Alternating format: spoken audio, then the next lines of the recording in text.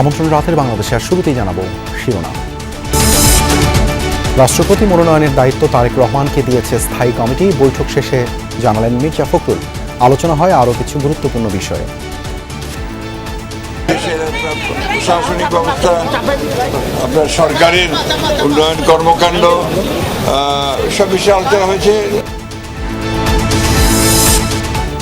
বেসরকারি খাতে জটিলতা কমাতে নীতি সহায়তার সিদ্ধান্ত। 24 ঘন্টা চালু থাকবে বন্দর, এয়ারপোর্ট।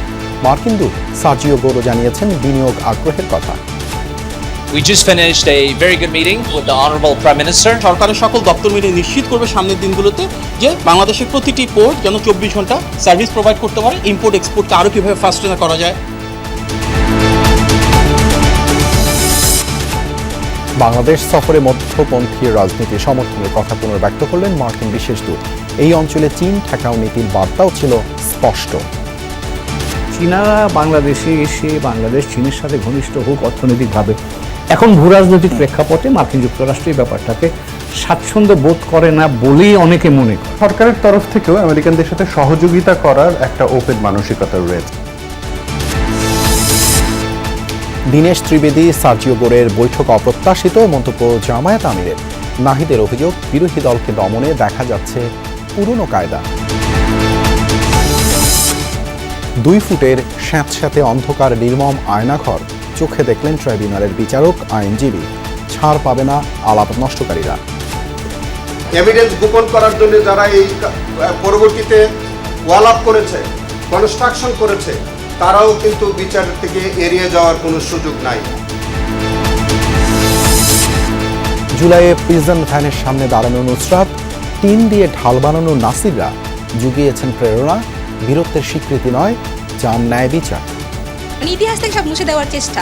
তো এরকম যদি হয়, আসলে ইন ফিউচারে এটাকে আর কেউ ধারণও করবে না। ছেলেটা বেঁচে আছে না মারা গেছে এটা কিন্তু কেউই দিন শেষে খোঁজ নেয়।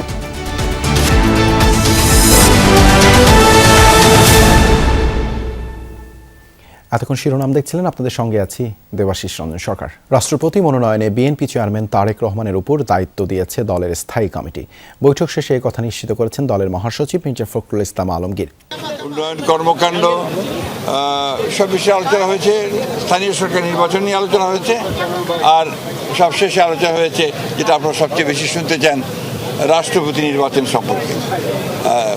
আমাদের দলের পক্ষ থেকে আমাদের রাষ্ট্রপতি নির্বাচনের প্রার্থী নির্বাচন, কবে নির্বাচন হবে, সব দায়িত্ব আমাদের দলের চেয়ারম্যান এবং মাননীয় প্রধানমন্ত্রী জনাব তারেক রহমানের উপরে ন্যস্ত করা হয়েছে। নির্বাচন কমিশন তফসিল ঘোষণা করলে মনোনয়নপত্র বিক্রি হবে, জমা হবে, যাচাই বাছাই হবে। বাছাইয়ের পরে যদি সিঙ্গেল প্রার্থী হয় সেই ক্ষেত্রে আর নির্বাচন করতে হয় না। যদি একাধিক প্রার্থী হয় তাহলে জাতীয় সংসদের জন্য একটা বিশেষ অধিবেশন আহ্বান করার নিয়ম আছে। স্থায়ী কমিটির বৈঠক নিয়ে আরও জানাতে বিএনপির গুলশান কার্যালয় থেকে যোগ দিচ্ছেন সহকর্মী তাজনুর ইসলাম। তাজনুর, রাষ্ট্রপতি মনোনয়ন ছাড়া আর কোন কোন বিষয়ে আলোচনা হয়েছে, আর কি বললেন মির্জা ফখরুল এবং সালাউদ্দিন আহমদ? দেবাশিস, আপনার সঙ্গে আগের বুলেটিনে যখন সংযুক্ত হয়েছিলাম তখন বলেছিলাম যে মূলত 3টি এজেন্ডার উপর আজকের এই বৈঠক, এবং সেই 3টি এজেন্ডা নিয়ে আসলে কথাবার্তা হয়েছে। সেটি অন্ততপক্ষে 2জন সিনিয়র নেতার বক্তব্যে খুব স্পষ্ট। দুজনই কথা বলেছেন, মির্জা ফখরুল ইসলাম আলমগীর এবং স্বরাষ্ট্রমন্ত্রী সালাউদ্দিন আহমদ। তারা দুজনই যে বিষয়টা মোটা দাগে বলেছেন সেটি হচ্ছে যে সমসাময়িক যে দেশের যে রাজনৈতিক বিষয়বস্তুগুলো রয়েছে সেগুলো নিয়ে তারা আলাপ করেছেন। একই সঙ্গে রাষ্ট্রপতি নির্বাচন অত্যন্ত গুরুত্বপূর্ণ ইস্যু এই মুহূর্তে বাংলাদেশের জন্য, সেই বিষয়টি নিয়েও আলাপচারিতা হয়েছে। একই সঙ্গে আরও যেই সমস্ত বিষয়ে দলের নীতিগত সিদ্ধান্ত নেওয়ার ব্যাপার রয়েছে সেগুলো নিয়েও তারা কথা বলেছেন। তবে মির্জা ফখরুল মূলত যে কথাটি বলেছেন এক লাইনে, যে এই যে রাষ্ট্রপতি নির্বাচনের যেই দায়িত্ব সেটি মূলত দলের চেয়ারম্যান হিসেবে তারেক রহমানের উপরে ন্যস্ত করেছে জাতীয় স্থায়ী কমিটি, সেই কথাটুকুই তিনি জানিয়েছেন। তবে স্বরাষ্ট্রমন্ত্রী সালাউদ্দিন আহমদ এসে আরেকটু সেটাকে বিস্তারিত বলার চেষ্টা করেছেন, বিশেষ করে এই যে রাষ্ট্রপতি নিয়োগের যে সার্বিক যে প্রক্রিয়া, সেই প্রক্রিয়া নিয়ে তিনি কথা বলেছেন। নির্বাচন কমিশনের সঙ্গে সার্বিক সমন্বয়ের যে বিষয়টি রয়েছে সেই বিষয়টি তিনি আলাদা করে তার বক্তব্যে তিনি তুলে এনেছেন। একই সঙ্গে তিনি বলেছেন যে যদি একাধিক প্রার্থী হয় সেক্ষেত্রে নির্বাচনের বা ভোটাভুটি ভোটাভুটি সেই বিষয়গুলো হবে পার্লামেন্টে। কিন্তু যদি সেরকম একাধিক প্রার্থী না হন, যদি দলের চেয়ারম্যান হয়তো একজনকেই যদি মনোনীত করেন, তবে সেক্ষেত্রে আর কোনো নির্বাচনের দরকার পড়বে না, সেই বিষয়টি তিনি আলাদা করে উল্লেখ করছেন। সব মিলিয়ে এই গুরুত্বপূর্ণ বিষয়টির উপরে যে আজকে বেশ জোরালোভাবে আলোচনা হয়েছে, সেটি অন্ততপক্ষে স্বরাষ্ট্রমন্ত্রীর বক্তব্যে খুব স্পষ্ট রকমের বোঝা গিয়েছে। একই সঙ্গে টানা 2 ঘন্টা ব্যাপী এই বৈঠকটি চলেছে এবং সেই বৈঠকের পরে রাত 10টার কিছু আগে এই যে জাতীয় স্থায়ী কমিটি যে সমস্ত সদস্য রয়েছেন, তারা একে একে এই গুলশানের যে চেয়ারম্যানের যে কার্যালয় রয়েছে সেখান থেকে তারা বেরিয়ে যান এবং 10টার ঠিক কিছুক্ষণ আগে, অর্থাৎ 2-3 মিনিট আগে প্রধানমন্ত্রী তারেক রহমান তিনিও এই জায়গাটি ত্যাগ করেছেন। সব মিলিয়ে এই যে রাষ্ট্রপতি নির্বাচন নিয়ে যে রকমের একটা আগ্রহ ছিল এবং সেই আগ্রহের উপর নির্ভর করে বিএনপির স্থায়ী কমিটি আজকে যে বৈঠকটি করলো, সেটি অত্যন্ত গুরুত্বপূর্ণ একটা বৈঠক হিসেবে বিবেচনা করা হচ্ছে এবং পরবর্তী সময়ে আসলে নির্বাচন কমিশন কবে নাগাদ তফসিল ঘোষণা করেন এবং তার পরবর্তী সময়ে যেই টাইমলাইনগুলো আসবে সেগুলো আসলে সেই তফসিলের উপরে নির্ভর করতে হবে এবং একই সঙ্গে দলের যে চেয়ারম্যানের উপরে যে দায়িত্ব ন্যস্ত করেছে জাতীয় স্থায়ী কমিটি, সেই বিষয়গুলো ধারাবাহিকভাবে তার পরবর্তী সময়ে আসবে। দেবাশিস। তাজনুর, ধন্যবাদ যুক্ত হবার জন্য। দেশের বেসরকারি খাতের জটিলতা কমাতে নীতি সহায়তা দেওয়ার সিদ্ধান্ত নিয়েছে সরকার। শীর্ষ ব্যবসায়ীদের সাথে প্রধানমন্ত্রী তারেক রহমানের ধারাবাহিক বৈঠকে দেশে বিনিয়োগ বান্ধব পরিবেশ আরও সহজতর করতে কর ব্যবস্থাপনায় সংস্কার নিয়ে আলোচনা হয়। এছাড়া আমদানি রফতানির সুবিধার্থে 24 ঘণ্টায় বন্দর ও এয়ারপোর্টের কাস্টমস সেবা চালু রাখার নির্দেশ দেন প্রধানমন্ত্রী। বৈঠক শেষে সন্তোষ প্রকাশ করেছেন ব্যবসায়ীরাও। দায়িত্ব নেওয়ার পর থেকেই ধারাবাহিকভাবে ব্যবসায়ীদের সাথে বৈঠক করেন প্রধানমন্ত্রী তারেক রহমান। ব্যবসা বান্ধব পরিবেশ সৃষ্টি, বিদেশি বিনিয়োগ ও জ্বালানি নিরাপত্তাকে দেয়া হচ্ছে অগ্রাধিকার। এরই ধারাবাহিকতায় আজ দেশের শীর্ষ ব্যবসায়ীদের সাথে প্রায় 3 ঘণ্টা বৈঠক করলেন সরকার প্রধান। সভায় বেসরকারি খাতের সমস্যা ও সমাধানে করণীয় জানতে চান প্রধানমন্ত্রী। বিনিয়োগের ক্ষেত্রে কাস্টমস ও আয়কর বিভাগে কী ধরনের বিড়ম্বনা তৈরি হয় তাও জানার চেষ্টা করেন। তাৎক্ষণিক বেশ কিছু সমাধানও দেন সরকার প্রধান। আমদানি রপ্তানির জন্য 24/7 সার্ভিস করা যায় কিনা মাননীয় প্রধানমন্ত্রী তাৎক্ষণিকভাবে নির্দেশনা দিয়েছেন এবং সরকারের সকল দপ্তর মিলে নিশ্চিত করবে সামনের দিনগুলোতে যে বাংলাদেশের প্রতিটি পোর্ট যেন 24 ঘন্টা সার্ভিস প্রোভাইড করতে পারে। ইম্পোর্ট এক্সপোর্টকে আরও কীভাবে ফাস্টেনার করা যায়, আরও কীভাবে এক্সপেডিয়েট করা যায়, কীভাবে আমাদের এনার্জি সিকিউরিটিটাকে আরও একটু এনহ্যান্স করব। বাংলাদেশে দেশি এবং বিদেশি বিনিয়োগ বাড়ানোর জন্য আমাদের এনবিআর বা ট্যাক্সের কী ধরনের রিফর্ম করার প্রয়োজন রয়েছে, কীভাবে আমাদের পলিসি সাপোর্টটা এমন হবে যেখানে প্রাইভেট সেক্টর লেড একটা গ্রোথ আমরা ইনশিওর করতে পারি, সেগুলো নিয়ে আলোচনা হয়েছে। অর্থনৈতিক জোনে বিনিয়োগ বাড়াতে ব্যবসায়ীদের সহযোগিতা চান প্রধানমন্ত্রী। জানান বেসরকারি খাতের জন্য তার সরকারের নীতি সহায়তা থাকবে। সামনের দিনগুলোতে আমরা চাই মাননীয় প্রধানমন্ত্রীর নেতৃত্বে এমন একটি রাষ্ট্র ব্যবস্থা যেখানে প্রাইভেট সেক্টরের জন্য আমাদের সরকার থেকে পলিসি সাপোর্ট থাকবে এবং প্রাইভেট সেক্টর গ্রো করবে। তার জন্য একটা pro business, pro investment budget আমরা দেখেছি এবং সেই বাজেটের বহিঃপ্রকাশ হিসেবে আমরা সেগুলো নীতিমালাগুলোকে বাস্তবায়ন করব। প্রধানমন্ত্রীর কার্যালয় থেকে বেরিয়ে ব্যবসায়ীরাও প্রকাশ করেন সন্তোষ। বলেন সরকারের উদ্যোগ বাস্তবায়িত হলে ঘুরে দাঁড়াবে বেসরকারি খাত। আমরা অত্যন্ত সন্তুষ্ট, সরকার চেষ্টা করতেছে, আমরাও বিনিয়োগ করছি। এই অসুবিধাগুলো কেটে গেলে আগামী 1 থেকে 1.5 বছরের মধ্যে, কারণ এফএসআরইউ আসতে নেক্সটটা আসতে সময় লাগতেছে 1 থেকে 1.5 বছর। সভায় সিদ্ধান্ত হয় 2 মাস পর প্রধানমন্ত্রীর সাথে ব্যবসায়ীদের ধারাবাহিক বৈঠক অনুষ্ঠিত হবে। আরেফিন শাকিল, যমুনা নিউজ, ঢাকা। প্রধানমন্ত্রী তারেক রহমানের সাথে সাক্ষাৎ করে মার্কিন দূত সার্জিও গোর জানালেন বাংলাদেশে লগ্নি করতে আগ্রহী তার দেশের বিনিয়োগকারীরা। এজন্য আগামী সপ্তাহে বাংলাদেশে আসছেন শীর্ষ 25টি মার্কিন কোম্পানির প্রতিনিধি। মার্কিন দূত জানান প্রধানমন্ত্রীর সাথে তাঁর বৈঠক ফলপ্রসূ হয়েছে। আর প্রধানমন্ত্রী কার্যালয়ের মুখপাত্র মাহাদি আমিন বলেন বাংলাদেশের স্থিতিশীলতায় সন্তোষ জানিয়ে গণতান্ত্রিক যাত্রায় ঢাকার পাশে থাকার প্রতিশ্রুতি দিয়েছে ওয়াশিংটন। 3 দিনের ঢাকা সফরের শেষ দিনে প্রধানমন্ত্রী তারেক রহমানের সাথে সাক্ষাৎ করতে প্রধানমন্ত্রীর কার্যালয়ে দক্ষিণ ও মধ্য এশিয়া বিষয়ক যুক্তরাষ্ট্রের বিশেষ দূত সার্জিও গোর। সকাল 9:30টায় প্রধানমন্ত্রী তারেক রহমানের সাথে বৈঠক শুরু হয়, চলে প্রায় 45 মিনিট। এ সময় দুই দেশের স্বার্থ সংশ্লিষ্ট বিষয় নিয়ে আলোচনা করেন তারা। বৈঠকে গুরুত্ব পায় বাংলাদেশে মার্কিন ব্যবসায়ীদের বিনিয়োগের আগ্রহের বিষয়। প্রধানমন্ত্রী কার্যালয় থেকে বেরিয়ে বৈঠক নিয়ে সন্তুষ্টির কথাও জানান মার্কিন দূত। We just finished a very good meeting with the Honorable Prime Minister. Just next week, we're going to have a delegation visiting of U.S. companies that are looking to invest in Bangladesh. And the message that we want to make sure that gets out there between our two sides is that there's incredible potential. And whether that relates to the pharma industry, whether that relates to IT, there's a lot that the United States and Bangladesh can do together. And we look forward on building on that and taking it to the next level. বৈঠকে তারেক রহমান সরকারের রাষ্ট্র পরিচালনা নীতিকে স্বাগত জানান যুক্তরাষ্ট্রের দূত। দুই দেশের বহুমাত্রিক বহুপাক্ষিক সম্পর্ককে অর্থনীতিতে রূপান্তর করার বিষয়ে উভয় পক্ষ সম্মত হয়েছে বলে জানান প্রধানমন্ত্রীর কার্যালয়ের মুখপাত্র মাহাদি আমিন। গত প্রায় 5 মাস ধরে রাষ্ট্র পরিচালনায় যে পলিসিগুলো অ্যাডপ্ট করেছেন সেটিকে সাধুবাদ জানানো হয়েছে এবং বাংলাদেশের অগ্রযাত্রায় বাংলাদেশের সাথে মার্কিন যুক্তরাষ্ট্রের যে সুসম্পর্ক রয়েছে বহুমাত্রিক এবং বহুপাক্ষিক, সেই সম্পর্কটাকে একটা ডিপ অ্যান্ড ইকোনমিক টাইজের মাধ্যমে কিভাবে সামনের দিকে এগিয়ে নিয়ে যাওয়া যায় সেগুলো নিয়ে আলোচনা হয়েছে।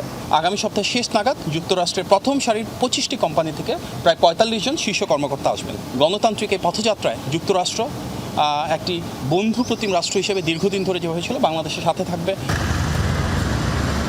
আজ বিকেল নাগাদ ঢাকা ছাড়েন তিনি। এর আগে নেপাল ও শ্রীলঙ্কাও সফর করেন মার্কিনী দূত। আরিফিন শাকিব, যমুনা নিউজ, ঢাকা। ব্যবসা বাণিজ্যে বিনিয়োগ বাড়ানোর পাশাপাশি টেকসই গণতান্ত্রিক পরিবেশ নিশ্চিতে বাংলাদেশকে বার্তা দিয়েছেন মার্কিন প্রেসিডেন্টের দক্ষিণ এশিয়া বিষয়ক বিশেষ দূত সার্জিও গোর। সেই সাথে দক্ষিণপন্থা নয়, মধ্যপন্থী রাজনীতিতে সমর্থনের কথা দেশটি পুনর্ব্যক্ত করেছে ধারণা বিশ্লেষকদের। এছাড়া যুক্তরাষ্ট্রের চীন ঠেকাও নীতির বার্তাও সার্জিও গোর স্পষ্ট করেছেন বলে মনে করছেন তারা। প্রধানমন্ত্রী তারেক রহমানের সাথে সাক্ষাতের মধ্য দিয়ে 3 দিনের বাংলাদেশ মিশন শেষ করেছেন প্রেসিডেন্ট ডোনাল্ড ট্রাম্পের বিশেষ দূত সার্জিও গোর। এ আলোচনায় প্রাধান্য পেয়েছে বাংলাদেশে বিনিয়োগ বাড়ানোর পাশাপাশি দ্বিপাক্ষিক সম্পর্ক আরও জোরদার করার বিষয়টি। Just next week we're going to have a delegation visiting of US companies. আবার মার্কিন নাগরিকদের জন্য বাংলাদেশ ভ্রমণের সতর্ক বার্তার উন্নয়ন ইতিবাচক বার্তা। আমরা মার্কিন যুক্তরাষ্ট্রে যে $8 বিলিয়ন রফতানি করি, এই $8 বিলিয়ন আপনি ইকুয়ালাইজ করে ফেলতে পারেন। আমি যদি $8 বিলিয়ন বা $10 বিলিয়ন ইনভেস্টমেন্ট পেয়ে যাই, তাহলে কিন্তু আমি যেটা নিয়ে আমরা চিন্তিত মাঝে মধ্যে প্রশ্ন করি, তো সেটাকে আমি নিউট্রালাইজ করতে পারি বা কম্পেনসেট করতে পারি। তাদের কাছ থেকে যদি আমি বিনিয়োগ চাই, সেটা আপনি ডিএফসি বা সরকারি পর্যায়ে বলেন, বেসরকারি পর্যায়ে বলেন, আমার এখানে অভ্যন্তরীণ অনেকগুলো সংস্কার করতে হবে। সরকারের ওপরে সরকারের পলিসিতে আমেরিকানদের প্রভাব অত্যন্ত স্পষ্ট এবং সরকারের তরফ থেকেও আমেরিকানদের সাথে সহযোগিতা করার একটা ওপেন মানসিকতা রয়েছে। ইতোমধ্যেই যতটুকু বোঝা যায় যে বাণিজ্য আরও কিভাবে সহজীকরণ করা যায় সেগুলো নিয়েও আলাপ হচ্ছে। আর ঢাকা ওয়াশিংটন বাণিজ্য চুক্তি বাস্তবায়নের সাথে সাথে এ অঞ্চলে যুক্তরাষ্ট্রের চীন ঠেকাও নীতির বার্তাও সার্জিও গোর স্পষ্ট করেছেন বলে ধারণা বিশ্লেষকদের। সাম্প্রতিককালে চীনের সাথে আমাদের যোগাযোগ এবং চীনের যে ইকোনমিক করিডোরের প্রস্তাব, এটাও কিন্তু তাদের জন্য একটা চিন্তার কারণ, এবং সেটা আমরা আমাদের অ্যাডভান্টেজ বা আমাদের নিজেদের প্রয়োজন এটা কাজে লাগাতে পারি। কারণ চীনারা বাংলাদেশে এসে বাংলাদেশ চীনের সাথে ঘনিষ্ঠ হোক অর্থনৈতিকভাবে, এখন ভূরাজনৈতিক প্রেক্ষাপটে মার্কিন যুক্তরাষ্ট্র এই ব্যাপারটাতে স্বাচ্ছন্দ্য বোধ করে না বলেই অনেকে মনে করে। যখন একটা দেশ প্রোঅ্যাক্টিভ ফরেন পলিসি গ্রহণ করে, তখন সেই প্রোঅ্যাক্টিভ ফরেন পলিসি কি চায়না লিনিং হচ্ছে নাকি এক্সিস্টিং যে ইউএস লিনিং ব্যাপারটা রয়েছে সেটা অব্যাহত থাকছে, সেটা নিয়ে তো একটা আলাপের জায়গা থাকতেই পারে। ব্যবসা আর বিনিয়োগের স্বার্থেই বাংলাদেশে যাতে অস্থিরতা না থাকে, সেই বার্তাও হয়তো ছিল ট্রাম্পের বিশেষ দূতের। বাংলাদেশ যেহেতু একটা ডেমোক্রেটিক ট্রানজিশনের মধ্য দিয়ে যাচ্ছে, এই ট্রানজিশনটাকে যদি টেকসই করতে হয়, তাহলে এখানে একটা রিকনসিলিয়েশন তারা চায়, এবং এখানে একটা দক্ষিণপন্থী উত্থান হচ্ছে, যেটা নিয়েও কিন্তু আন্তর্জাতিক পর্যায়ে আলাপ আলোচনা আছে, যেটাকে তারা একটু শঙ্কার চোখে দেখছে। মধ্যপন্থী রাজনৈতিক রিকনসিলিয়েশনকে তারা সমর্থন করবে, এই বার্তাটা তো আমার মনে হয় থাকতেই পারে। ঢাকায় ভারতের হাই কমিশনার দীনেশ ত্রিবেদীর সাথে সাক্ষাৎ কি কেবলই সৌজন্যতা নাকি কোনো বার্তা দেয়, সেটিও কূটনীতিতে আলোচনার খোরাক। ইন্ডিয়া তাদের জায়গা থেকে কি আরও খানিকটা চেষ্টা করছে যে পলিসি দূরত্বটা তৈরি হয়েছিল সেটা আরেকটু কমিয়ে আনা। অন্যদিকে আমেরিকাও তাদেরকে একটা স্পেস দিচ্ছে কি না, যে ঠিক আছে যেটা আগে হওয়ার হয়েছে, এখন নতুনভাবে কাজ করার কোনো সুযোগ আছে কিনা। ভারতের আগ্রহটা হচ্ছে তার সম্পর্ক স্বাভাবিক করা, মার্কিন যুক্তরাষ্ট্রের আগ্রহের জায়গাটা হচ্ছে যে এখানে যাতে চীনের প্রভাব বিস্তৃত না হয়। কাজেই প্রেক্ষাপট দুটো ভিন্ন, কিন্তু বাংলাদেশের ব্যাপারে তাদের একটা কমন আগ্রহের জায়গা আছে। সবার আগে বাংলাদেশ, ক্ষমতাসীন বিএনপির এই স্লোগান বাস্তবায়নের উপর জোর দিচ্ছেন বিশ্লেষকরা। মাহফুজ মিশু, যমুনা নিউজ, ঢাকা। বাংলাদেশ সফরে এসে ভারতীয় হাই কমিশনার দীনেশ ত্রিবেদীর সাথে মার্কিন বিশেষ দূত সার্জিও গোরের বৈঠক অপ্রত্যাশিত বলে মন্তব্য করেছেন বিরোধী দলীয় নেতা জামায়াতে ইসলামীর আমির ডাক্তার শফিকুর রহমান। সিলেটে এক অনুষ্ঠানে এই মন্তব্য করেন তিনি। এছাড়া রাজধানীতে বিভিন্ন সমাবেশে জামায়াত নেতারা গণভোটের রায় বাস্তবায়নের দাবি জানান। অপরদিকে বিরোধী দলের চিফ হুইপ ও এনসিপি নেতা নাহিদ ইসলামের অভিযোগ, বিরোধী মত দমনে পুরনো পথেই হাঁটছে বর্তমান সরকার। সিলেটের স্থানীয় একটি দৈনিক পত্রিকার প্রতিষ্ঠাবার্ষিকীতে প্রধান অতিথি ছিলেন বাংলাদেশ জামাতে ইসলামীর আমির ডাক্তার শফিকুর রহমান। ঢাকায় মার্কিন বিশেষ দূত সার্জিও গোরের সাথে ভারতীয় হাইকমিশনার দীনেশ ত্রিবেদীর বৈঠক অপ্রত্যাশিত বলে মন্তব্য করেন তিনি। ডাক্তার শফিকুর রহমান বলেন, বাংলাদেশ ও যুক্তরাষ্ট্রের দ্বিপাক্ষিক আলোচনা সরকার ও বিরোধী দলের সাথে হওয়া উচিত। তারা তো ইন্ডিয়া বসে কথা বলতেই পারেন, তিনি তো ইন্ডিয়ার রাষ্ট্রদূত। এখানে এসে রাষ্ট্রদূতের সাথে কথা বলা, এটা যদি মেয়ার কোনো সৌজন্য মোলাকাত হয় সেটা ভিন্ন কথা, কিন্তু যদি দুই দেশের কোনো বিষয় হয়ে থাকে সেটা সরকারের সাথেই হওয়া উচিত, বিরোধী দলের সাথে হওয়া উচিত, পার্টিকুলার কোনো দেশের কোনো কূটনীতিবিদের সাথে এটা আমাদের কাম্য না। এদিকে ঢাকায় বিভিন্ন স্থানে গণজমায়েত করে জামাতে ইসলামী। দুপুরে মহাখালীতে বিক্ষোভ সমাবেশে দলের সেক্রেটারি জেনারেল অধ্যাপক মিয়া গোলাম পরোয়ার অভিযোগ করেন, ক্ষমতায় গিয়ে বিএনপি জুলাই চেতনা ভুলে গেছে। সংশোধন নয়, সংবিধানের পুরা বৈশিষ্ট্য কাঠামোকে আমরা সংস্কার করতে চাই। আমরা জুলাইকে ভুলিনি, জুলাইয়ের রক্ত ব্যবহার করে যারা ক্ষমতায় গিয়েছে তারাই জুলাইয়ের চেতনাকে ভুলতে বসেছে। বিকেলে বায়তুল মোকাররম উত্তর গেটে সংক্ষিপ্ত সমাবেশে দলের নায়েবে আমির মুজিবুর রহমান বলেন, চাঁদাবাজি নির্মূলের কথা শুনলে একটি দল কষ্ট পায়। জুলাই সনদ বাস্তবায়ন না হলে সংসদের ভেতরে বাইরে তীব্র আন্দোলন গড়ে তোলার হুঁশিয়ারি দেন তিনি। যতদিন পর্যন্ত বিএনপি জনগণের এই ভোটকে না মানবে ততদিন পর্যন্ত তাদেরকে গণতান্ত্রিক দলের খাতা থেকে নিশ্চিহ্ন করে দিতে হবে। পরে বায়তুল মোকাররম থেকে শাহবাগ পর্যন্ত গণমিছিল বের করে জামাত। এদিকে বিকেলে ডিআরইউতে জুলাই অভ্যুত্থানে হিন্দু, বৌদ্ধ ও খ্রিস্টান সম্প্রদায়ের অবদান নিয়ে আলোচনা সভায় কথা বলেন বিরোধী দলীয় চিফ হুইপ নাহিদ ইসলাম। কোন সম্প্রদায় যেন নিজেদের অনিরাপদ মনে না করে সে বিষয়ে রাজনৈতিক দলগুলোকে দায়িত্বশীল হওয়ার আহ্বান জানান তিনি। বিরোধী মতকে দমন পীড়ন করার পুরনো কায়দা আমরা এই সরকারের মধ্যে দেখতে পাচ্ছি। সবার জায়গা থেকেই দায়িত্বশীল আচরণ করা উচিত, কারণ আমাদের জাতীয় ঐক্যের জায়গাটা কিন্তু এখনো প্রয়োজন। ফ্যাসিস্ট সরকার সংখ্যালঘু কার্ড খেলে বিভাজনের সৃষ্টি করতে বলেও জানান এই এনসিপি নেতা। তানভীর মৌসুম, যমুনা নিউজ, ঢাকা। আওয়ামী লীগ আমলে গুমের ঘটনার বিচারে র্যাবের গোপন বন্দিশালা টিএফআই সেল পরিদর্শন করেছেন আন্তর্জাতিক অপরাধ ট্রাইব্যুনালের বিচারপতি, প্রসিকিউশন ও আসামি পক্ষের আইনজীবীরা। র্যাব 1-এর কার্যালয়ে টিএফআই সেল পরিদর্শন করেন তারা। পরে চিফ প্রসিকিউটর জানান, এসব সেলে বছরের পর বছর বন্দীদের আটকে রেখে জিজ্ঞাসাবাদ, মানসিক ও শারীরিক নির্যাতন করা হয়েছে। বর্তমান স্বরাষ্ট্রমন্ত্রী সালাউদ্দিন আহমেদকেও রাখা হয়েছিল টিএফআই সেলে। গুমের ঘটনায় জড়িতদের বিচার নিশ্চিতের আশ্বাস দেয় প্রসিকিউশন। র্যাব 1-এর গোপন বন্দিশালা টিএফআই সেলের একটি কক্ষে আমি আছি। পুরো একটি কক্ষের মধ্যে আরও ছোট ছোট অসংখ্য কক্ষ রয়েছে যেখানে একজন মানুষকে রাখা হতো। যদি আমি পরিমাপ করি, এক একটি কক্ষের যে আয়তন সেটি 2 ফুটের মতো। 2 ফুটের স্যাঁতস্যাঁতে অন্ধকার গোপন কক্ষগুলো যেন এক একজন বন্দির আর্তনাদের নির্মম গল্প। কখন সূর্য উঠেছে, কখন ডুবেছে তা দেখা তো দূরের কথা, বোঝাও ছিল অসম্ভব। গোপন এই কক্ষগুলোর অবস্থান র্যাবের টিএফআই সেলের একেবারেই নিচতলায়। ওই রুমেই টয়লেট, যেগুলোকে বলা হতো ডেথ সেল। এখানে বছরের পর বছর আটকে রাখা হতো গুম করা ব্যক্তিদের, যাদের অনেকেই 5 আগস্টের পর মুক্তি পান।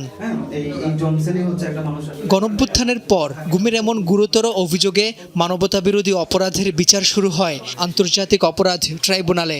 যে ঘটনায় সেনা কর্মকর্তাদের অভিযুক্ত করে বিচার করা হচ্ছে, সেই ঘটনাস্থল এবার সরাসরি পরিদর্শন করলেন ট্রাইব্যুনালের 3 বিচারপতি, সঙ্গে প্রসিকিউশন ও সেনা কর্মকর্তাদের আইনজীবীরাও।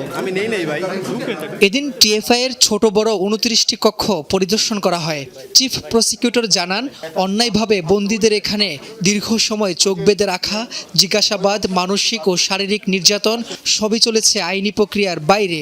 ভারতে পাচারের আগে বর্তমান স্বরাষ্ট্রমন্ত্রী সালাউদ্দিন আহমদকে বন্দী রাখা হয় এখানে, ছিলেন ব্যারিস্টার আরমানো। আমরা ধারণা করি যে আমাদের বর্তমান স্বরাষ্ট্রমন্ত্রী মহোদয়কে এরই মধ্যে রাখা। 5 আগস্টের পর আয়নাঘরের চিহ্ন মুছে ফেলা বা পরিবর্তন করে আলামত যারা নষ্ট করেছেন তাদেরও বিচারের আওতায় আনা হবে বলে জানায় প্রসিকিউশন। টোটাল 29টা রুম কি কারণে বানানো হয়েছিল এইটা অবশ্যই সংশ্লিষ্ট আসামিদেরকে ব্যাখ্যা দিতে হবে। যে তৎকালীন র্যাবের যারা এই এভিডেন্স গোপন করার জন্য যারা এই পরবর্তীতে ওয়াল আপ করেছে, কনস্ট্রাকশন করেছে তারাও কিন্তু বিচার থেকে এড়িয়ে যাওয়ার কোনো সুযোগ নাই। পরিদর্শনের সময় সাথেই ছিলেন গুমের শিকার পরিবারের সদস্যরা। তারা চান দৃষ্টান্তমূলক সাজা। এই আমার ভাইয়ের মতো, সুমন ভাইয়ের মতো যাদেরকে তুলে নিয়ে এসছে এবং গুম হয়ে যাওয়া মানুষদের আসল সংখ্যা কিন্তু এখনো পর্যন্ত সামনে আসেনি। এদিকে টিএফআই সেলকে বন্দিশালা বলতে নারাজ আসামিদের আইনজীবীরা। তাদের মক্কেল, র্যাব কর্মকর্তারা গুমের সাথে জড়িত ছিলেন না বলে দাবি তাদের। ভাই প্রথমত হচ্ছে আমাদের এই 10 জনের বিরুদ্ধে এখানে রাখার কোনো সুস্পষ্ট অভিযোগ ওনারা দিতেই পারেন। যেটা পেপারে লিখেছেন এখানে আমরা যেটা দেখেছি একটা মিল নেই। 6 আগস্ট ডিজিএফআই এর গোপন বন্দিশালা জিআইসি সেল পরিদর্শন করবেন ট্রাইব্যুনালের এই টিম। এর আগে ডিজিএফআই এর সাথে যৌথ জিজ্ঞাসাবাদ সেল এবং র্যাবের এই সেলগুলো পরিদর্শন করেছিলেন অন্তর্বর্তী সরকারের প্রধান উপদেষ্টা সহ সংশ্লিষ্টরা। টিএফআই সেলের গুমের ঘটনায় করা মানবতা বিরোধী অপরাধের মামলার মোট আসামি 17 জন। তাদের মধ্যে 10 জন অভিযুক্ত সেনা কর্মকর্তা এখন কারাগারে। তারা তখন ছিলেন র্যাবে। রাব্বি হোসেন, যমুনা নিউজ, ঢাকা। জুলাই মানে একটি প্রেরণা, একটি উদ্যম আর হাজারো জানা অজানা বীরত্বগাথা। জুলাই গণ অভ্যুত্থানের 2 বছর হলো, তবু এখনও বিচার স্বীকৃতি নিয়ে আছে প্রশ্ন। জুলাই আন্দোলনে সাহসের যোগান দিয়েছিলেন যারা, তাদের অনেকেই নেননি কোনো স্বীকৃতি। জুলাই অভ্যুত্থানের 2 বছর কেমন দেখেছেন তারা, সেটি দেখব সুমাইয়া ঐশী রিপোর্টে। জুলাই গণ অভ্যুত্থান মাথায় এলেই ঠিক কোন কোন চিত্র চোখের সামনে ভেসে ওঠে?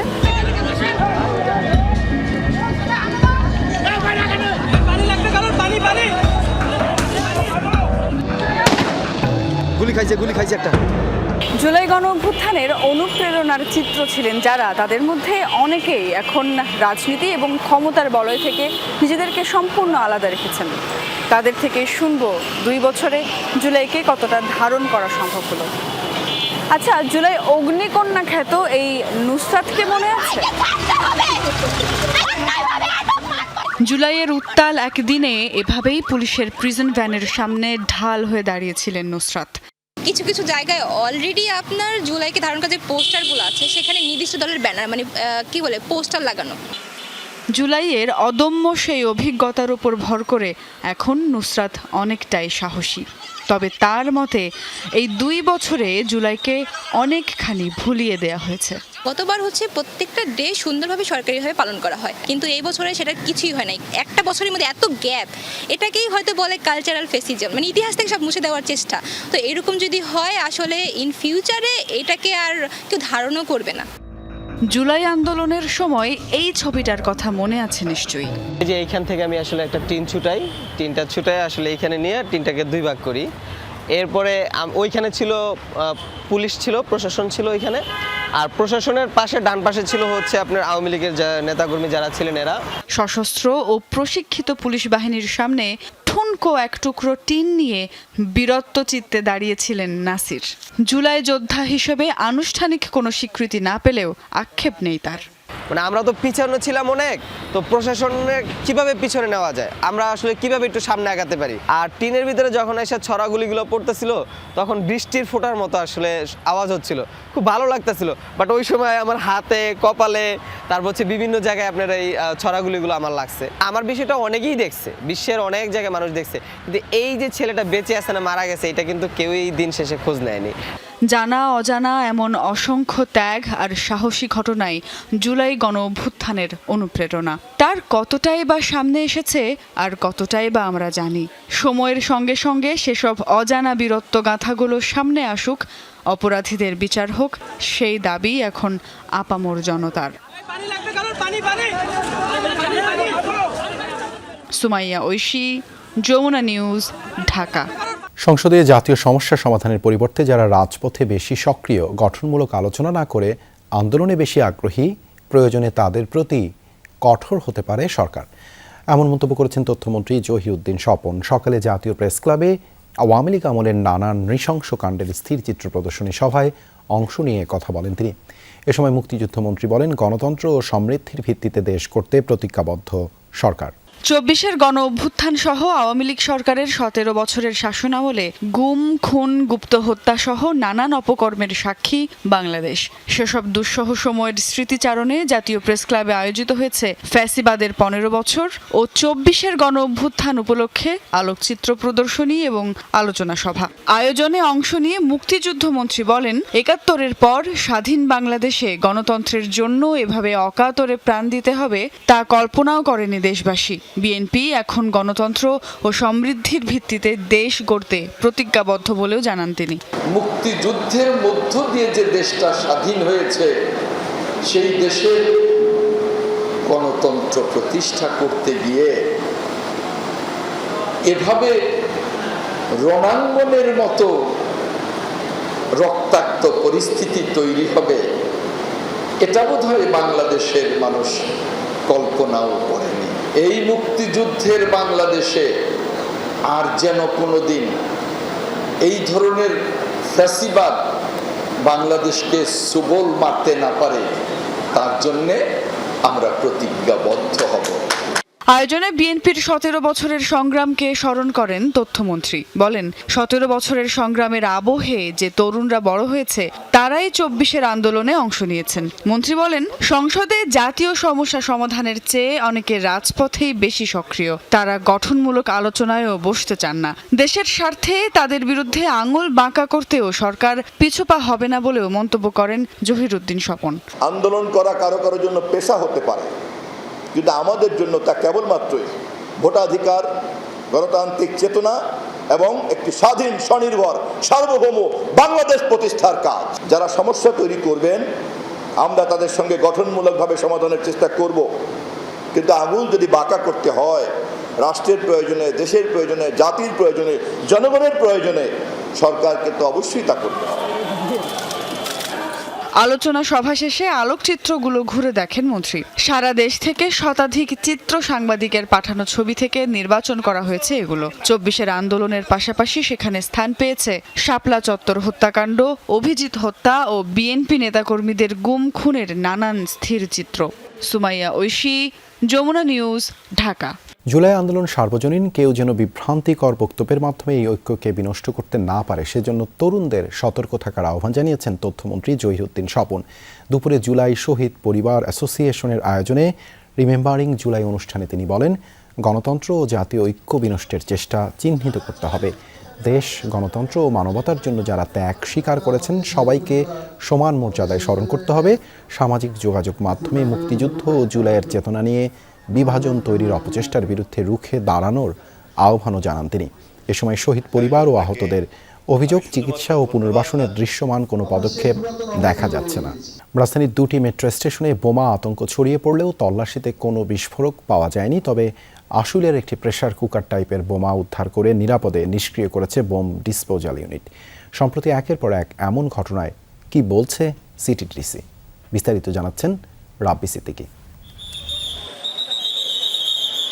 দুপুরে পুলিশ খবর পায় মিরপুর 10 মেট্রো স্টেশনে বোমা সদৃশ্য একটি বস্তু রয়েছে। সঙ্গে সঙ্গেই ঘটনাস্থলে পৌঁছায় ডিএমপির বোম ডিসপোজাল ইউনিট। নিরাপত্তার স্বার্থে স্টেশন এলাকায় সতর্কতা জোরদার করা হয়। চলে সন্দেহজনক ব্যক্তির পরীক্ষা। একই সময়ে খবর আসে ফার্মগেট মেট্রো স্টেশনেও দেখা গেছে বোমা সদৃশ্য বস্তু।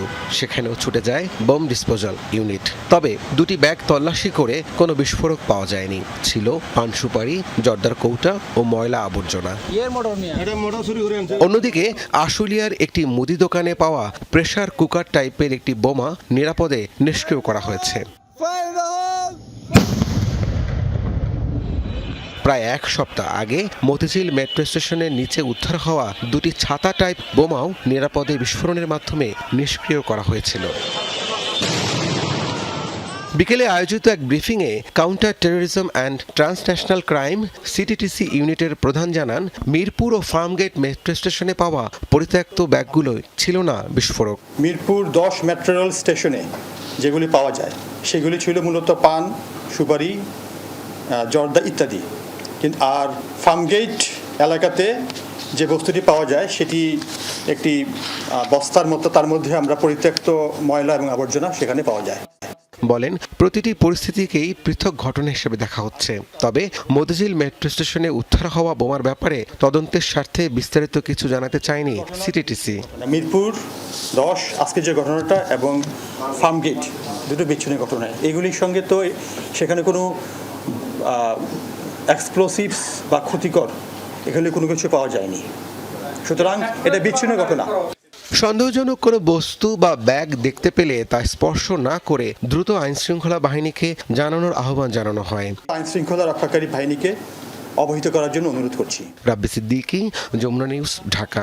এদিকে দেশব্যাপী পুলিশের ব্যবহৃত যানবাহন লক্ষ্য করে সম্ভাব্য নাশকতার শঙ্কায় সর্বোচ্চ সতর্কতা জারি করেছে পুলিশ সদর দপ্তর। গোয়েন্দা সংস্থার তথ্য অনুযায়ী উগ্রবাদী সংগঠনের সদস্য বা দুষ্কৃতিকারীরা পুলিশের জিপ, পিকআপ, বাসসহ বিভিন্ন যানবাহনের উপর হামলা চালাতে পারে। এমন তথ্যের ভিত্তিতে মাঠ পর্যায়ে সব ইউনিটকে নিরাপত্তা ব্যবস্থা জোরদারের নির্দেশ দিয়েছে পুলিশ সদর দপ্তর। তবে এ নিয়ে আনুষ্ঠানিকভাবে কিছু না বললেও এটিকে নিয়মিত কার্যক্রমের অংশ বলে দাবি করেছেন কর্মকর্তারা। নরসিংদীর মনোহরদীতে বিরোধপূর্ণ জমির গাছ কাটাকে কেন্দ্র করে চাচাতো ভাইয়ের লাঠির আঘাতে মিজান মিয়া নামে একজন নিহত হয়েছেন। দুপুরে উপজেলার বড় চাপা ইউনিয়নের পূর্বপাড়া গ্রামে এ ঘটনা ঘটে। নিহতের স্বজনরা জানায়, বাড়ির পাশের একটি রাস্তা নিয়ে মিজান মিয়া ও চাচা শহীদুল্লাহর বিরোধ চলছিল। দুপুরে বিরোধপূর্ণ জমিতে মিজান মিয়া একটি গাছ কাটতে গেলে উভয় পক্ষের মধ্যে বাকবিতণ্ডা হয়। এক পর্যায়ে শহীদুল্লাহর ছেলে জীবন লাঠি দিয়ে মিজানের মাথায় আঘাত করে। এতে মিজান মাটিতে লুটিয়ে পড়লে উদ্ধার করে উপজেলা স্বাস্থ্য কমপ্লেক্সে নিলে চিকিৎসক তাকে মৃত ঘোষণা করেন। তদন্ত করে ব্যবস্থা নেওয়া হবে বলে জানিয়েছে পুলিশ। একজন চিকিৎসকের শিক্ষা জীবনের সিংহভাগ খরচ বহন করে রাষ্ট্র। নিয়মের ফাঁক আর দুর্বল ব্যবস্থাপনায় সেই সরকারি চিকিৎসকের সেবার বড় অংশই চলে যাচ্ছে বেসরকারি খাতে। বিশেষজ্ঞরা বলছেন, পার্শ্ববর্তী দেশগুলোর মতো কঠোর নীতিমালা, প্রণোদনা কিংবা প্রাতিষ্ঠানিক প্র্যাকটিস নিশ্চিত করা না গেলে সরকারি চিকিৎসা সেবার বরাদ্দ বৃদ্ধির সুফল সাধারণ মানুষের অধরাই থেকে যাবে। যদিও চিকিৎসকদের দাবি, কর্মঘণ্টার বাইরে সেবামূলক কাজে যুক্ত হতে আইনি বাধা নেই। তানজিম শাফিনের প্রতিবেদন। বিকেল 5টা, সরকারি হাসপাতালে বহির্বিভাগে সেবা যখন সীমিত, বন্ধ রোগী দেখা। বেসরকারি হাসপাতালে তখন ব্যস্ততম সময়। উচ্চ মূল্য হলেও বাধ্য হয়েই সেখানে ভিড় করেন রোগী ও স্বজনেরা। অভিজ্ঞ ডাক্তারের খোঁজ নিয়ে দূর দূরান্ত হতেও আসছেন তারা। প্রপার চিকিৎসা না পাওয়ার কারণে তো প্রাইভেটে আসা। ওখানে গিয়ে রোগীরও চাপ থাকে বেশি, বা আমাদের সমস্যাগুলো ডাক্তার ওইভাবে শোনেও না। শিশুদের মধ্যে উনি অনেক ভালো ডাক্তার এবং মানবিক ডাক্তার। খোঁজ সংবাদ পাইয়া পরে আসছি আমরা।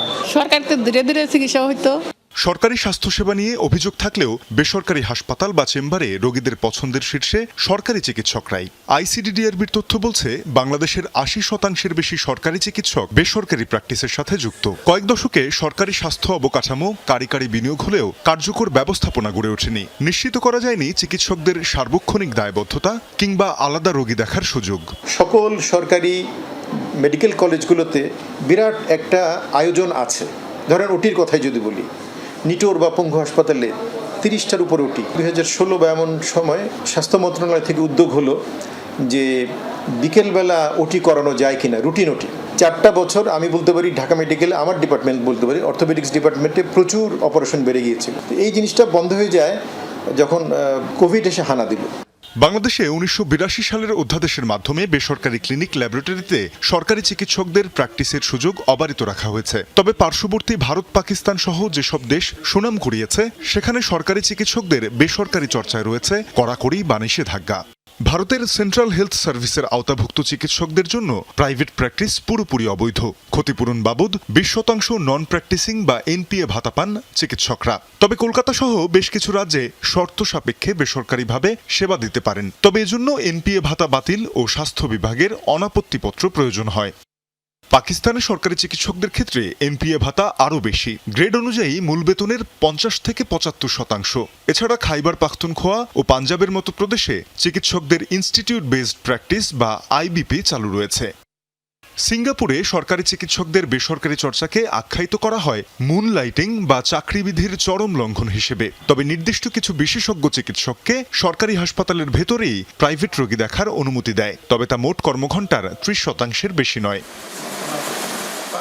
জনগণের টাকায় MBBS সম্পন্ন করে প্রতি বছর দেশে স্বাস্থ্য BCS উত্তীর্ণ 3.5 থেকে 4,000 চিকিৎসক সরকারি নিয়োগ পান, কিন্তু কর্মজীবনের অধিকাংশ সময় দেন বেসরকারি ক্ষেত্রে। এই সমস্যা সমাধানে নিয়োগ পর্যায়ে সরকারি প্র্যাকটিসের বাধ্যবাধকতা নিশ্চিত করা জরুরি বলে মনে করেন এই স্বাস্থ্য শিক্ষাবিদ। নিয়োগের পর্যায়ে ঠিক করে নিতে পারেন যে তারা প্রাইভেট প্র্যাকটিস করবে না। আমি দিল্লিটার কথা বলি, সবচেয়ে অর্থবহ যে জিনিসটা তাদেরকে দেয়া হয় সেটা হলো গবেষণা করা তাদের জন্য ম্যান্ডেটরি, এবং তারা এই গবেষণার জন্য যে টাকা পান সেটা কিন্তু একটা লুক্রেটিভ অ্যামাউন্ট, লোভনীয় অ্যামাউন্ট। সুতরাং তারা ওই পথটাকে কিন্তু যে কোনো ডাক্তার চুজ করে নেবেন। আস্কিং হতে হবে সরকারের যে আমি চাই, সরকার কি চায়। আমাদের মেডিকেল কলেজগুলিতে মানে খুব একটা গবেষণা হয় না। শুধু প্রাইভেট চেম্বারেই ক্ষান্ত নন কোনো সরকারি চিকিৎসক, নিজেই খুলেছেন হাসপাতাল ব্যবসা। অথচ সরকারি চাকুরি বিধির 16 ও 17 নম্বর বিধি অনুযায়ী কোনো কর্মচারী ব্যবসা করতে পারবেন না। অনিয়ম রোধে সরকারি হাসপাতালেই চিকিৎসকদের প্রাইভেট রোগী দেখার সুযোগ রাখার পরামর্শ এই বিশেষজ্ঞের। তুরস্কে এই সিস্টেমটা খুব ভালো কাজ করছে। ডাক্তাররা ওখানে বাইরে কেউ যায় না, তারা হাসপাতালেই থাকে, রুগী দেখে, তার অ্যাকাউন্টে টাকা জমা হয়। এই সিস্টেমটা যদি আমরা বাংলাদেশেও করি ক্রমান্বয়ে, তাহলে এই কম বিশেষজ্ঞ চিকিৎসক নিয়েও আমরা মানুষের চাহিদা কিছুটা হলেও পূরণ করতে পারব। দেশে সরকারি গেজেটভুক্ত 30,000-এর বেশি চিকিৎসক পূর্ণ সময় সরকারি প্রতিষ্ঠানে সেবা দিলে কমে আসবে সেবাগ্রহীতার পকেট থেকে চিকিৎসা ব্যয়, নিশ্চিত হবে সরকারি অবকাঠামো ও বরাদ্দের ফলপ্রসূ ব্যবহার। তানজিম শাফিন, যমুনা নিউজ, ঢাকা। ইরান যুদ্ধের কারণে তলানিতে ঠেকেছে মার্কিন অস্ত্র ভান্ডার, প্রায় 64% কমেছে প্যাট্রিয়ট আকাশ প্রতিরক্ষা ব্যবস্থার ইন্টারসেপ্টর মিসাইল। অন্যদিকে থার্ড ইন্টারসেপ্টর ক্ষেপণাস্ত্র কমেছে অর্ধেকের বেশি। মার্কিন থিঙ্ক ট্যাঙ্ক CSIS এর সবশেষ প্রতিবেদনে উঠে এসেছে এই তথ্য। নাছোড়বান্দার মার্কিন প্রেসিডেন্ট ডোনাল্ড ট্রাম্প অবশ্য তা মানতে নারাজ। অজ্ঞাত কারণে ইরানে হামলা বন্ধ থাকলেও কঠোর অভিযানের হুঁশিয়ারি দিয়েছেন তিনি। ইরান যুদ্ধে হামলার জন্য সবচেয়ে বেশি ব্যবহৃত মার্কিন ক্ষেপণাস্ত্র টমাহক ক্রুজ মিসাইল। অন্যদিকে প্রতিরক্ষার জন্য সর্বাধিক ব্যবহৃত দুটি ইন্টারসেপ্টর সিস্টেম থার্ড ও প্যাট্রিয়ট, যা সাধারণত ব্যালিস্টিক মিসাইল ঠেকাতে কাজ করে। সংঘাতের প্রথম ধাপ অপারেশন এপিক ফিউরি থেকে শুরু করে যুদ্ধবিরতির সময় এমনকি বর্তমান পর্যন্ত হাজার হাজার সংখ্যায় এসব ক্ষেপণাস্ত্র ও এয়ার ডিফেন্স মিসাইল ব্যবহার করে মার্কিন সামরিক বাহিনী, যার জেরে তৈরি হয় সংকট। মার্কিন থিঙ্ক ট্যাঙ্ক CSIS এর দেয়া সর্বশেষ তথ্য বলছে, সাম্প্রতিক সংঘাত শুরুর আগে যুক্তরাষ্ট্রের প্যাট্রিয়ট এয়ার ডিফেন্সের ইন্টারসেপ্টর মজুদ ছিল 2300টি। দীর্ঘ সংঘাতের পর সেই সংখ্যা এখন 800-র কাছাকাছি এসে দাঁড়িয়েছে। আরেক প্রতিরক্ষা ব্যবস্থা থার্ডের ইন্টারসেপ্টর সংখ্যা 450 থেকে কমে 200-র ঘরে নেমে এসেছে। এসব ক্ষেপণাস্ত্রের মজুদ পূর্বের অবস্থানে ফিরিয়ে নিতে কমপক্ষে 3 বছর সময় লাগবে। এই সময়ে মধ্যপ্রাচ্যে কিংবা ইন্দো প্যাসিফিক অঞ্চলে কোথাও যুদ্ধ বাঁধলে তা যুক্তরাষ্ট্রের জন্য চিন্তার কারণ হয়ে দাঁড়াতে পারে। অবশ্য বরাবরই অস্ত্র স্বল্পতার এমন দাবিকে অস্বীকার করে এসেছেন মার্কিন প্রেসিডেন্ট ডোনাল্ড ট্রাম্প। কদিন আগেও নিউ ইয়র্ক টাইমসের করা অনুসন্ধান পুরোপুরি উড়িয়ে দেন তিনি, যেখানে দাবি করা হয় সংকটের কারণে বাধ্য হয়ে হামলা থামাতে হয়েছে ট্রাম্প প্রশাসনকে। এদিকে গণমাধ্যমকে দেয়া মার্কিন প্রেসিডেন্টের সর্বশেষ সাক্ষাৎকারেও উঠে এসেছে ইরানে কঠোর হামলার হুঁশিয়ারি। আমরা তাদের ওপর আঘাত হানব, অত্যন্ত জোরালোভাবে। এক পর্যায়ে তাদের বলতে হবে আমরা আর এটা সহ্য করতে পারছি না। আমি তাদের ওপর আস্থা হারিয়ে ফেলেছি, কারণ তারা মিথ্যা বলে। সম্প্রতি CSIS এর আরেক প্রতিবেদনে উঠে আসে, এপ্রিল পর্যন্ত পেন্টাগন টমাহক ক্রুজ মিসাইলের প্রায় 30% মজুদ ব্যবহার করেছে, যার বিপরীতে উৎপাদন সক্ষমতা খুবই ধীর। অনিক রহমান, যমুনা নিউজ। এই ছিল রাতের বাংলাদেশে। এতক্ষণ আমাদের সাথে থাকার জন্য ধন্যবাদ সবাইকে।